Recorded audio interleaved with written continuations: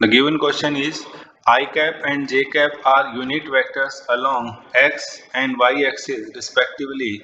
What is the magnitude and direction of unit vector I cap plus j cap and I cap minus j cap? What are the components of vector A vector equal to 2 I cap plus 3 j cap along the direction of I plus j, I minus j? You may use the graphical method. First of all अगर हमें vectors के लिए show करना हो तो हमारे पास जैसे सबसे पहले आई कैप प्लस जे कैप, हमारे पास एक्स जो है वो भी पॉजिटिव है, वाई जो है वो भी पॉजिटिव है, तो ये एक वेक्टर हमारे पास आ रहा है आई कैप प्लस जे कैप हमारे पास आ रहा है। मैग्नीट्यूड की अगर हम बात करें तो किसी भी अगर एक वेक्टर के लिए अगर हम बात करें जो हमारे पास इस तरीके से लिखा हुआ है x I cap plus a Y J cap plus A Z के कैप, तो हमारे पास उसका जो मैग्नीट्यूड होता है तो वो हमारे पास आता है that under root of a x square plus a y square. तो गिवन वेक्टर के हिसाब से आई प्लस जे का अगर हमें वेक्टर निकालना हो तो वेक्टर का मैग्नीट्यूड हमारे पास जो रहेगा वो रहेगा आई प्लस जे का। तो आई का मल्टीपल जो है वो हमारे पास 1 है। इस वेक्टर को हम नाम दे देते हैं कि हमारे पास let's assume that this is equal to P vector. तो यहाँ पे इसका मल्टीपल जो है वो हमारे पास 1 है, जे का भी मल्टीपल जो है वो हमारे पास 1 है।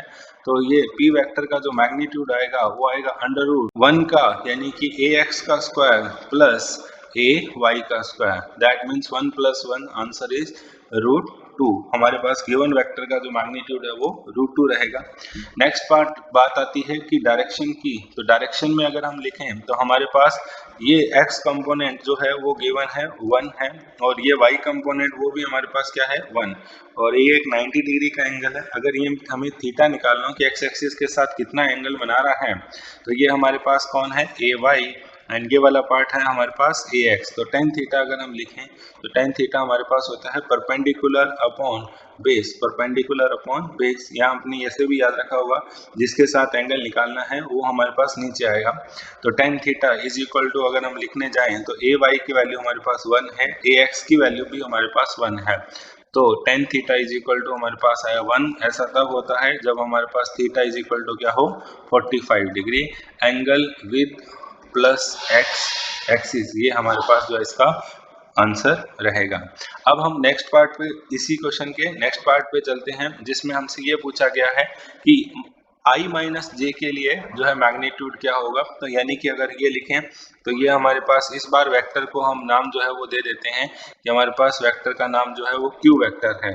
तो क्यू वेक्टर के लिए हम लिखेंगे तो ये एक हो जाएगा क्यू एक्स आई कैप प्लस क्यू वाई जे कैप, और यहाँ पे जे के साथ मल्टीपल जो है नेगेटिव, मतलब ये डायरेक्शन जो है वो हमारे पास माइनस में है। इसको अगर कंपेयर करें तो ये आएगा 1 I cap minus 1 j cap. तो क्यू एक्स यानी कि ये वाला कंपोनेंट जो हमारे पास है q x that is equal to 1 और क्यू वाई जो है that is also equal to 1, और माइनस साइन सिर्फ हमें ये बता रहा है कि डायरेक्शन जो है वो वाई एक्सिस में नीचे की तरफ है।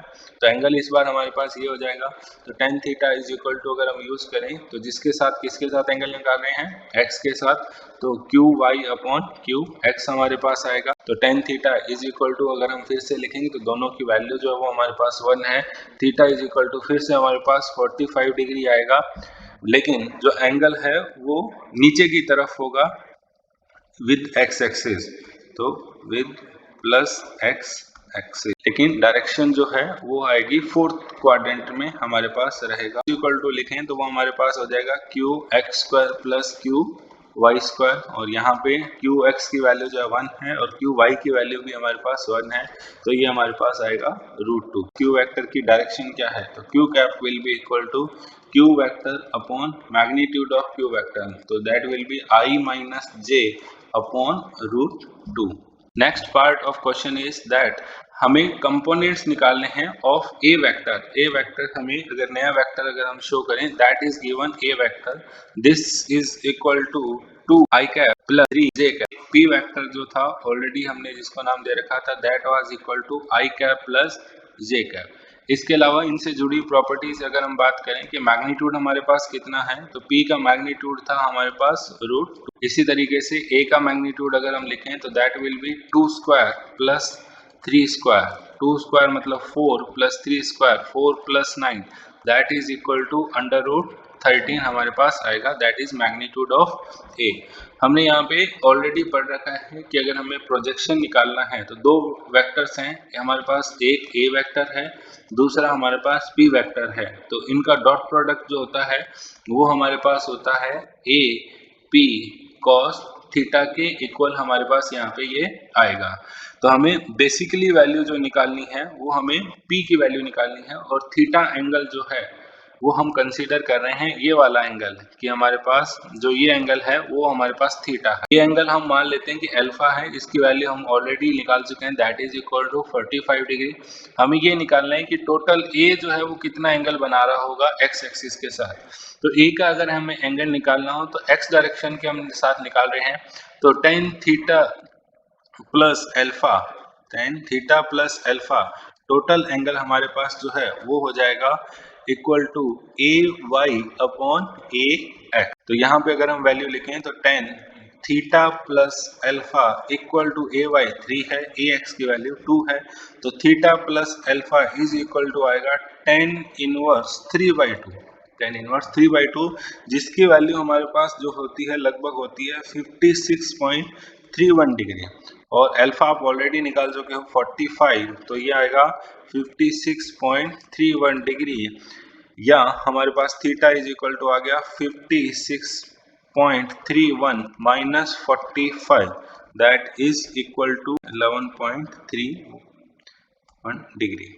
नाउ अगर हमें मैग्नीट्यूड निकालना है तो मैग्नीट्यूड के लिए हम किसके ऊपर मैग्नीट्यूड कंपोनेंट अगर हम निकालने जा रहे हैं तो कंपोनेंट हम निकाल रहे हैं अलोंग आई प्लस जे। तो हमारे पास वैल्यू जो हमें फाइनली निकालनी है वो हमारे पास आएगा that this is equal to a cos theta, a cos theta and divided by, हमें सिर्फ कंपोनेंट यहाँ पे निकालने हैं, तो डिवाइडेड बाई हमारे पास आएगा पी वेक्टर अपॉन मैग्नीट्यूड हमारे पास आ जाएगा पी कैप की डायरेक्शन में आएगा।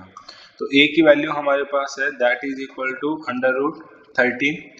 कॉस थीटा की वैल्यू अगर हम निकालें तो हमारे पास कॉस 11.31 डिग्री हमारे पास यहाँ पे है, एंड पी वेक्टर की अगर हम बात करें तो पी वेक्टर है आई प्लस जे हमारे पास, और मैग्नीट्यूड जो है वो है हमारे पास रहेगा अंडर रूट में 13/2 इंटू कॉस 11.31 डिग्री, ये हमारे पास होता है 0.98 आई प्लस जे का, जहाँ पे इसको आगे सॉल्व करने पे ये पूरी वैल्यू है वो हमें मिलेगी 2.5 के अप्रोक्सली, और साथ में हमारे पास आएगा आई प्लस जे कैप, तो ये आ जाएगा फाइनल आंसर 5/2 आई कैप प्लस जे कैप। ये कंपोनेंट हमारे पास आ गया, और कंपोनेंट के अलावा अगर हमें ये बताना हो कि इसका मैग्नीट्यूड कितना है तो इसका मैग्नीट्यूड जो है वो हमारे पास आएगा 5/2 और इनटू में √2, और we can say that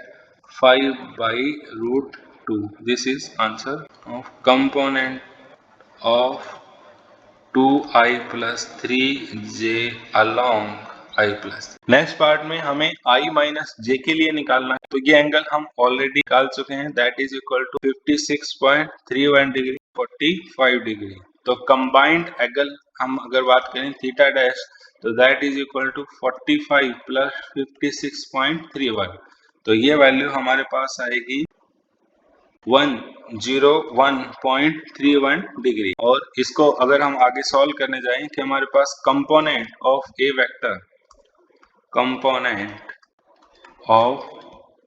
vector along the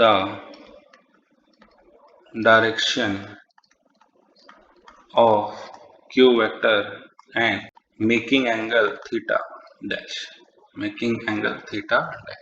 तो ये हमारे पास ये वेक्टर हो गया, ये हमारे पास जो है given that is equal to Q vector, और कंपोनेंट अगर हम निकालना है तो जिसका मैग्नीट्यूड हमारे पास कितना आएगा, तो मैग्नीट्यूड आएगा हमारे पास ए कॉस थीटा डैश के बराबर, और डायरेक्शन जो रहेगी वो हमारे पास रहेगी क्यू कैप। वैल्यूज पुट करते हैं, ए का मैग्नीट्यूड हमारे पास अंडर रूट 13, कॉस के लिए अगर हम लिखेंगे तो कॉस आएगा 101.31 डिग्री, एंड क्यू वेक्टर के लिए लिखें तो आई कैप माइनस जे कैप अपॉन रूट टू।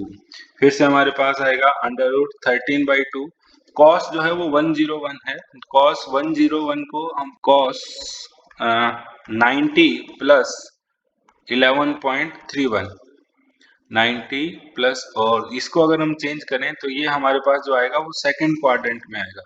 तो सेकंड क्वाड्रेंट में अगर आएगा तो कॉस नेगेटिव होता है और कॉस चेंज हो जाएगा साइन, और 11.31 ये हमारे पास जो है इसका वैल्यू आएगा। तो हम लिख सकते हैं माइनस का साइन 11.31 डिग्री और साथ में आई कैप माइनस जे कैप, जिसको आगे अगर हम सॉल्व करें तो ये हमारे पास जो है लगभग वैल्यू आएगी माइनस में under root 6.5 that is minus का 2.55 इंटू साइन जो है 11.1 that is approximately 0.2 and into I cap minus J cap.